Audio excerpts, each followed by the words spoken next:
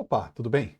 Nesse vídeo eu quero te falar do que você não pode deixar de saber sobre segurança no desenvolvimento de sites e sistemas web. Tá?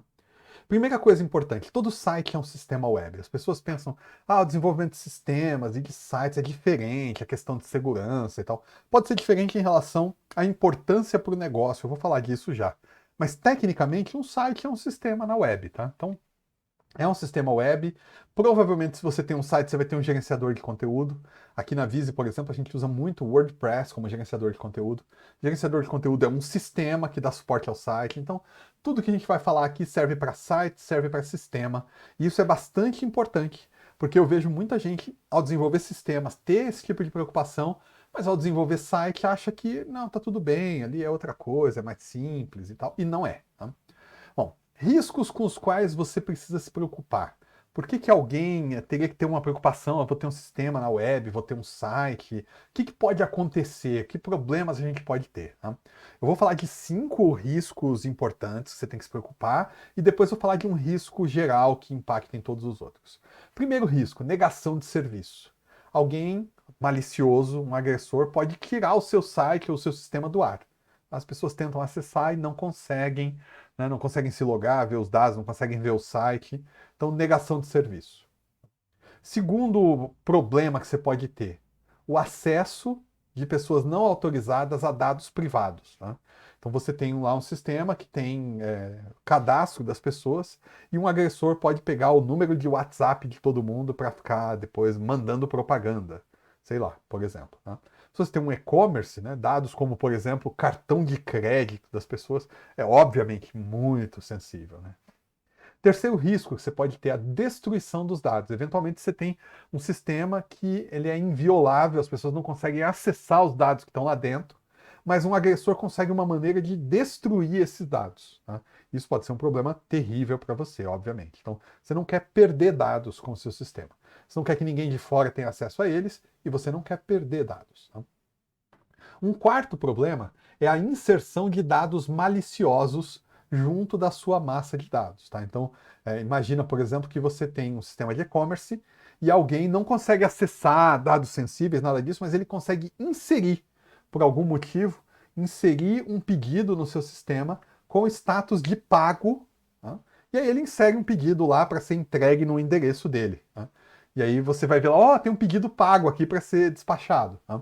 Ou imagina, por exemplo, que você vende a assinatura de um serviço online, tipo, um streaming, alguma coisa assim, né? E alguém pode, de repente, inserir o CNPJ dele ali no meio da base e ganhar acesso ao sistema. Né? Então, a inserção de dados maliciosos. Tá? E o quinto problema que eu queria elencar aqui é a publicação de dados maliciosos. Alguém pode publicar uma página no seu site, por exemplo, né, que engana as pessoas, que leva elas a fazer uma compra falsa, alguma coisa assim. Ou pode, por exemplo, publicar no seu site uma mensagem de cunho político ou alguma coisa de protesto, seja lá o que for ali. Né? Então são esses 5 problemas que eu acho que são a grande preocupação de quem tem um site, um e-commerce, um sistema online. Tá? Negação de serviço, alguém acessar dados privados, destruir seus dados, inserir dados maliciosos ou publicar no seu site alguma coisa maliciosa. Tá? E um sexto problema que ele acaba englobando todos os outros são falhas do ecossistema. Pode ser que você tenha um site super seguro, você cuidou dele, não é possível fazer nenhuma dessas outras coisas, mas você usa um gateway de pagamento, você usa um sistema de logística, você integrou com um ERP. Se o seu gateway, o sistema de logística ou o ERP não for seguro, você tem um problema de segurança também. Tá? Então, são essas as grandes preocupações que a gente deveria ter. Se você está chegando agora nesse assunto, é importante eu te dizer, não existe sistema 100% seguro, não existe site 100% seguro. Tá? Já assisti a algumas dessas competições de hacking e é impressionante quão rápido os especialistas conseguem invadir um sistema que foi criado ali para ser desafiador, para ser inviolável. Tá? Então não existe, assim como não existe, por exemplo, uma casa 100% segura. Tá? Os ladrões conseguem, às vezes, por aí, roubar seguradoras, cofres de banco, transportadoras de valores, esse tipo de coisa. Então você não vai achar que a sua casa, por exemplo, é 100% segura. Tá? Isso não significa que Investir em segurança é algo inútil, pelo contrário. Tá? O que você quer fazer não é tornar algo 100% seguro, que é impossível, mas o que você quer fazer é tornar a agressão difícil. Você quer tornar a relação custo-benefício ruim para o agressor. Tá? Você quer diminuir a quantidade de potenciais agressores. Então, se é muito fácil invadir, um menino que está aprendendo hacking agora na internet ali, com 5 minutos de esforço, vai invadir seu site. Você não quer isso. Você quer diminuir a quantidade de agressores potenciais e você quer aumentar o trabalho que um agressor potencial vai ter para conseguir invadir o seu site ou o seu sistema. Okay? É isso que você quer fazer para tornar as coisas mais seguras. Criar camadas, criar proteções, tornar difícil o trabalho de quem está tentando invadir. Para boa parte desse mercado, desse público, das pessoas, isso vai tornar impossível, mas não existe um 100% seguro. É claro, tem um negócio que você tem que entender: restrições de segurança têm custo. Tá? Tem custo para implementar, tem custo para manter e, mais importante, tem custo para usar. Okay? Então você pode criar, por exemplo, um sistema que, para as pessoas entrarem, tem que criar uma senha, que a senha tem que ter no mínimo 38 caracteres, com caracteres especiais, maiúscula, minúscula, número e etc. E depois disso ela tem que ter um aplicativo instalado no celular com um gerador de códigos para ela poder digitar, mais ou menos como os bancos fazem, por exemplo, né? Para você entrar no banco, você precisa abrir um aplicativo e digitar o código e tal. Você pode fazer isso? Pode. Tá? Mas se você tem um blog em que as pessoas podem deixar comentário, e é só isso. E para deixar um comentário, a pessoa tem que passar por esse processo. O que vai acontecer? Ninguém vai deixar comentário. Não é importante o suficiente para eu ter que instalar um aplicativo, olhar o token, criar uma senha cheia de regras que eu vou esquecer depois e tudo mais. Tá? Então, restrição tem custo. Por isso, é claro, você vai ter procedimentos diferentes de segurança para um e-commerce, para o seu sistema de agendamento de serviços ou para um site. É óbvio que as restrições de segurança são diferentes, embora o tipo de preocupação seja o mesmo. Tá? Bom, o fato é que a grande maioria dos sites é muito inseguro, muito mais do que devia. E boa parte dos softwares é também. Tá? Software, é comum a gente encontrar software inseguro por aí. Site, então, é um negócio assustador. Tá? Então, meu primeiro conselho para você é que você faça o básico, que você cuide que a sua equipe está fazendo o básico, que quem está desenvolvendo o seu site, o seu software, está fazendo o básico. Não adianta discutir se a sua casa precisa de cerca elétrica se você não está trancando a porta à noite. E é claro, eu estou entendendo que eu estou falando para pessoas aqui que estão desenvolvendo um site, estão fazendo um sistema de uso corporativo ali e tal, e não, por exemplo, um e-commerce. Ou, muito pior, né, um internet banking. Estou entendendo que se você está desenvolvendo um e-commerce, esse vídeo aqui não é para você. Você já devia estar 2, 3 capítulos para frente. Você está fazendo um internet banking, você não faz nem sentido você estar assistindo isso aqui. Mas você está desenvolvendo um site, um sistema, o que eu vejo por aí é o pessoal que vai dormir com a porta destrancada, tá? Então, deixa eu te falar do básico. Eu vou te falar de 3 aspectos dos quais você precisa cuidar. O primeiro aspecto é a sua equipe de desenvolvimento. Okay? Sua equipe de desenvolvimento precisa ter 4 coisas. Precisa ter treinamento, precisa ter ferramentas bem escolhidas, padrões bem definidos e tempo e esforço alocados para isso. Okay? Então vou falar de cada uma delas. Primeiro, treinamento. Deixa eu te mostrar um negócio aqui. Deixa eu dividir a tela. Olha só, esse site aqui é o site do Open Web Application Security Project, o OWASP. É uma fundação sem fins lucrativos que tem como objetivo tornar a internet mais segura. E eles têm muito material aqui para você estudar, inclusive bastante material traduzido para o português. Tá? E eles publicam esse ranking aqui, o Top 10 do OWASP. O que é isso? Isso aqui são as brechas de segurança mais usadas pelos agressores. Tá? E eles publicam isso e revisam a cada tantos anos. Tá? Então o último aqui é de 2021, antes disso tinha tido um em 2017. Okay? Então estão aqui uma lista de brechas de segurança. Isso aqui é o mínimo do mínimo. Tá? Um programador tem que saber pelo menos essas 10 brechas de segurança aqui, para cada, e não é só saber a lista, tá? Para cada uma delas, ele tem que saber o que é essa falha de segurança. Tá? Aqui tem a descrição, detalhes técnicos e etc. Exemplos de ataque. Ele precisa conhecer esse conteúdo, sabe? Saber os detalhes aqui, saber o que é essa brecha de segurança, como ela é como ela é utilizada, como ela é explorada pelos agressores, quão séria ela é, que tipo de risco isso representa, como mitigar esses riscos ou eliminar a brecha de segurança para, no mínimo, essas 10 aqui. Então isso exige treinamento da equipe. Tá? O time tem que estar treinado nisso. Hein? Segunda coisa que a equipe precisa é de ferramentas bem escolhidas. Não adianta treinar o time e entregar para eles, por exemplo, um framework conhecido por suas falhas de segurança. Uma linguagem de programação, um ambiente de hospedagem inseguros. Precisa ter boas ferramentas bem escolhidas ali para o time trabalhar. Estou falando de linguagem de programação, de framework, de software no qual você vai se basear, de open source que você vai usar junto com o software que você está construindo. O time precisa também de ter padrões bem definidos em relação à segurança. Como é que a gente trabalha? Onde a gente escreve o código? O que pode e o que não pode fazer? Isso tem que estar claro, tem que estar definido, o time tem que ter sido treinado nisso. E por último, o time tem que ter um projeto tempo e esforço dedicados à segurança. Tá? Isso tem que estar na estimativa inicial.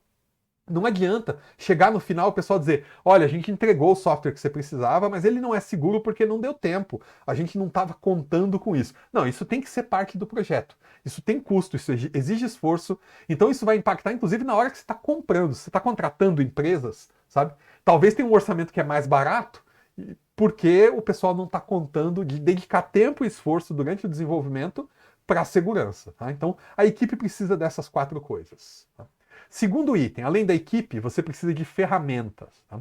Onde você vai hospedar o seu site, por exemplo, você precisa de um firewall, um Web Application Firewall, um WAF, né, como o pessoal diz por aí. Esse é um firewall que vai na frente do seu site e que vai mitigar ataques de segurança comuns. De novo, não existe software 100% seguro.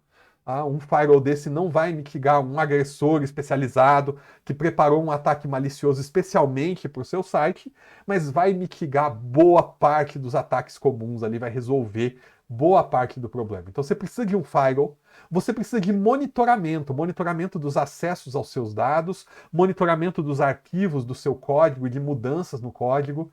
Tá? Então, se um agressor conseguiu acesso, por exemplo, ao seu site e conseguiu injetar um script malicioso no meio do seu código PHP. Se você tiver um monitor que compara o seu código com controle de versão e avisa, seu time vai ficar sabendo do que aconteceu imediatamente. Tá? E você precisa de ferramenta de auditoria de código. Algo que pegue os problemas mais comuns. Às vezes, quando a gente está programando, mesmo sabendo o que está fazendo, a gente deixa passar alguma coisa ali, um problema no código que pode gerar uma falha de segurança. E tem ferramentas que vão auditar o código e avisar de problemas comuns. De novo, não é 100% seguro, mas vai pegar boa parte dos problemas ali. Então você precisa do seu time, você precisa de ferramentas e a terceira coisa, você precisa de uma cultura, você precisa pensar em segurança. Segurança não é algo que você acrescente ao site no final ou você acrescente ao software no final. A segurança tem que estar no software no processo de design, desde o início. Deixa eu te dar um exemplo. Você vai ter um lugar que tem lá dados sensíveis, muito sensíveis, ok? O que você vai fazer com esses dados? Esse dado vai estar armazenado criptografado ou não? Isso é requisito do desenvolvimento. Tem que ter pedido isso lá no início. Olha, esse dado aqui eu preciso que ele esteja criptografado. Essa criptografia é de uma via ou de 2 vias? Tá? Se for de uma via, esse dado não pode ser recuperado. Isso vai impactar nas regras de negócio, no que você pode ou não fazer com o dado. Por exemplo, senha é um dado que a gente criptografa com uma criptografia de uma via. Não é possível recuperar uma senha. Por isso, quando você esquece a senha, o site te manda um link por e-mail para você gerar uma nova, ao invés de te mandar a sua senha antiga. Esse é o jeito seguro de fazer. Então isso não é um negócio que, depois a gente acrescenta segurança. Tem que ter sido projetado assim. Isso tem que estar lá no design da aplicação. E nos próprios processos de desenvolvimento também. Não adianta nada você fazer tudo 100% seguro e o seu código-fonte está armazenado num servidor de fontes, num servidor geek inseguro. Ou você deu acesso a esse servidor para pessoas de fora da sua organização por algum motivo. Tá? Tornou tudo inseguro. Não adianta nada seu processo ser 100% seguro e o seu programador trabalhar e ter o seu código ali na máquina dele, onde ele instalou um monte de joguinho pirata, cheio de spyware que tem acesso à máquina dele. Tá? Então, o processo todo tem que ser seguro. Então, você precisa de uma cultura. Tá? Então, precisa investir na equipe, treinamento, ferramenta para a equipe, padrões de desenvolvimento. Precisa investir em ferramentas, tá? firewall, monitoramento, e precisa investir em cultura, design, processo, tudo isso pensado em segurança. Não estou falando de algo para grandes empresas. Estou falando de algo que tem que estar embutido num processo de desenvolvimento. Tem que ser assim. A gente atende aqui muito médias empresas e grandes empresas. E faz bastante projeto também para pequena empresa. As grandes empresas hoje já pedem essas coisas da gente, tá? Já vem esse pedido. Agora, a gente percebe que nas médias e nas pequenas, o mercado não tem maturidade nisso. Então, se você não tem maturidade nisso, você precisa contratar alguém que tenha. Porque senão você vai ter problemas de segurança. Um último conselho que eu queria te dar é para você se preparar para um desastre. Não estou dizendo que o desastre vai acontecer, pode nunca acontecer. Mas você tem que estar preparado. Por quê? Lembra que nenhum site, por mais que você tenha feito as coisas seguras, nenhum site ou software é 100% seguro? O que vai acontecer se um agressor tiver acesso ao seu site, se alguma coisa ruim acontecer? Você não pode decidir isso quando acontecer. Você tem que ter um plano antes. Qual é o seu plano se alguém obtiver acesso ao seu servidor? Imagina, você descobriu que estão mexendo no seu servidor. Um hacker tem acesso. Pode ser que ele esteja acessando agora. Enquanto isso, o que você está fazendo? Ligando para um programador para perguntar, e aí, o que a gente faz agora? Não, isso não pode acontecer. O plano tem que ter sido feito antes para você poder agir rápido. O que vai acontecer se o seu site for desfigurado? Alguém foi lá e publicou fotos de mulheres peladas no seu site, ou uma mensagem de protesto político no seu site, ou qualquer coisa assim. Então, nessa hora não é a hora de você estar pensando em como resolver. Você já tem que ter um plano. O que você vai fazer se os seus dados forem destruídos? Alguém, por algum motivo, conseguiu acesso e apagou o banco de dados. E por mais que você tenha feito tudo seguro, pode ser, por exemplo, um funcionário malicioso. Tá? Foi lá e apagou seu banco de dados.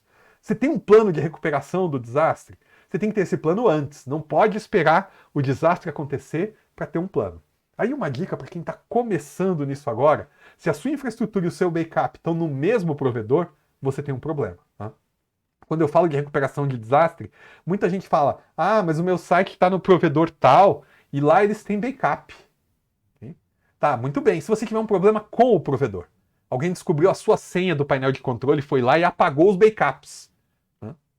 Então você tem que ter o seu site, o seu sistema está numa infraestrutura, o seu backup está em outro provedor, se possível em outro lugar do planeta. Tá? Separados, com senha separada, com acesso separado. Para você ter certeza que você vai poder recuperar os dados. Tá? Então, o que eu estou te dizendo aqui de verdade é o mínimo. Tá? Não estou falando do negócio...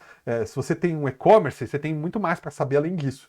Se você trabalha num banco, você provavelmente já sabe muito mais que isso. Tem gente lá cuidando disso para você. Eu estou te falando do mínimo. Se você não tem condições de ter esse mínimo, você precisa contar com empresas de tecnologia que já têm essa estrutura. Se você vai contratar desenvolvimento, é muito importante que você consiga comparar isso. Né? Então faça essas perguntas, verifique se o seu fornecedor tem essas coisas, se ele trabalha desse jeito, tem esse tipo de processo, de treinamento, de ferramenta e de preocupação, de cultura de segurança, tá? Porque isso pode ser um diferencial enorme aí. Tá? Pode ser que você encontre um negócio muito mais barato, mas você vai ter dor de cabeça depois. E como eu falei, segurança é muito melhor quando nasce no início do processo. Não é um ingrediente que você consegue acrescentar no final lá. Dá para fazer depois? Dá, mas custa mais caro. É mais difícil e não fica tão bom. Tá? Aqui na Visa a gente tem muito essa preocupação de treinar, de ensinar uma cultura, de criar processos. A gente está à disposição, se você precisar, para contar conosco aí, para a gente conversar sobre o que você tem em relação à segurança, sobre o que você tem em termos de desenvolvimento. Fica à vontade para entrar em contato. Tem um link aqui na descrição do vídeo. Pode falar conosco. Qualquer coisa também, feedback, o que você achou desse vídeo, deixa um comentário aí embaixo. Muito obrigado!